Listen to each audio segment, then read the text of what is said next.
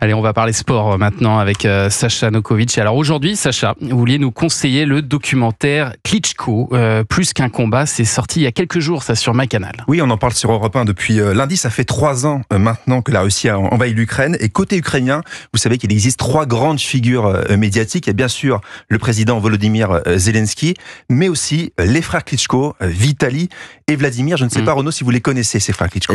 De nom, oui, mais vous allez m'éclairer. Vous n'êtes pas très boxe alors, peut-être. Non, c'est boxe, ok.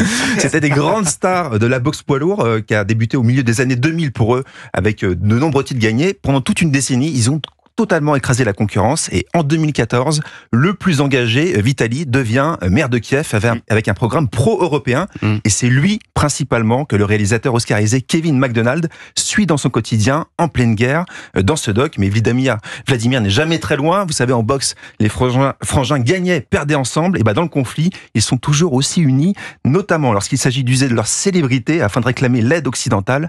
Ça, Vitali l'a très vite compris. Beaucoup d'entre nous ne connaissent pas le nom des présidents étrangers, mais presque tout le monde sur la planète connaît les noms des champions de boxe poids lourd. Le sport nous a ouvert de nombreuses portes. Et c'est vrai qu'ils ont une vraie force médiatique, ces deux frères. Est-ce que ça plaît au président Zelensky ? Eh bien, pas du tout. Ils se détestent absolument, les frères Klitschko et Zelensky. En fait, ça remonte à l'époque où le président ukrainien était humoriste. Vous savez, il avait des émissions de télé et il adorait se payer la tête des deux frères en les faisant passer en gros pour des demeurés. Aujourd'hui, c'est autre chose. Il voit surtout Vitali comme un potentiel adversaire dangereux à la prochaine présidentielle. Lorsqu'elle aura lieu, Vitali a une grande cote de popularité à Kiev, mais aussi dans toute l'Ukraine. Et tout ça va créer une tension permanente entre les deux hommes qui nuit même à l'image d'unité de leur pays en plein conflit, ce que résume très bien le journaliste ukrainien Dmitro Gordon.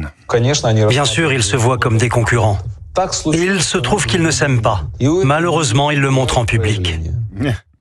Et les frères Klitschko, c'est des superstars de la boxe, ils ont gagné des millions. On se dit qu'ils auraient pu aller s'installer loin du conflit finalement. Oui, ils auraient pu, mais ce sont des fils de militaires, ils sont très patriotes et ils l'expliquent avec beaucoup d'émotion. Ce combat pour défendre l'Ukraine a donné bien plus de sens à leur vie que de monter sur un ring. Cela n'empêche pas pour autant Vitali, le maire de Kiev, qui passe ses journées et ses nuits parfois à consoler la veuve et l'orphelin, à s'interroger lorsqu'il rentre chez lui dans son ascenseur.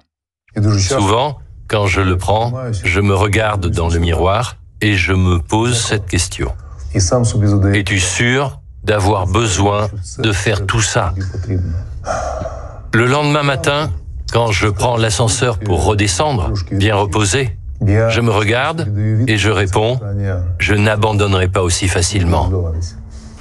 Klitschko, plus qu'un combat. Quelle note pour ce documentaire, Sacha ? À 3,5, c'est un portrait très fouillé des deux stars de 3,5 sur 5, bien sûr.